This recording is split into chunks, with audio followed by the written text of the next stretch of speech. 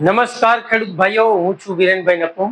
આજે આપણે વાત કરવાની છે ગુજરાત સરકાર અને ગુજરાત સરકારના કૃષિ મંત્રી દ્વારા કપાસ ઉગાડનારા ખેડૂતોને હેક્ટર દીઠ 25,000 રૂપિયાની સહાય આપવામાં આવશે એવી જાહેરાત કરવામાં આવી છે. અને આ જાહેરાત થતાની સાથે તમામ મંત્રીઓ, તંત્રીઓ અને ભાજપના નેતાઓ લાગી પડ્યા છે કે ગુજરાતના ખેડૂતોને સહાય આપવામાં આવશે, ગુજરાતના ખેડૂતોને સહાય આપવામાં આવશે.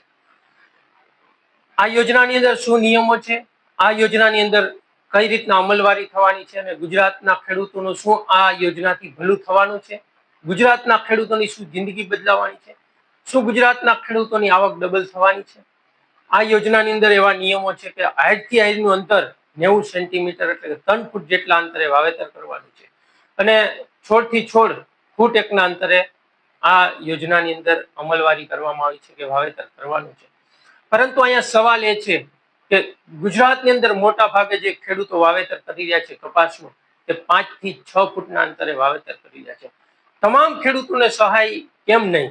અને આજે ગુજરાતની અંદર આપણે જોઈ રહ્યા છીએ, દેશની અંદર જે ખેતીની અંદર જે ખેડૂતોને ખર્ચ દિવસે ને દિવસે વધતો જાય છે, આજે મોંઘા ભાવના બિયારણો, ખાતરો, દવાઓ ખરીદી અને ખેડૂતોની જે કમર તૂટી ગઈ છે અને એની સામે ગુજરાત અને દેશના ખેડૂતોને જે પાકનો યોગ્ય ભાવ નથી મળી રહ્યો, તો જે આ ભાજપ સરકાર ખેડૂતોનો જે વિશ્વાસ જીતવાનો પ્રયાસ કરી રહી છે, તો અહીંયા મારો સવાલ એ છે સરકારને કે ખેડૂતોને સહાય નહીં પરંતુ યોગ્ય ભાવ, જે પ્રતિ મણ 2500 રૂપિયા કરી દેવામાં આવે કપાસનો ભાવ.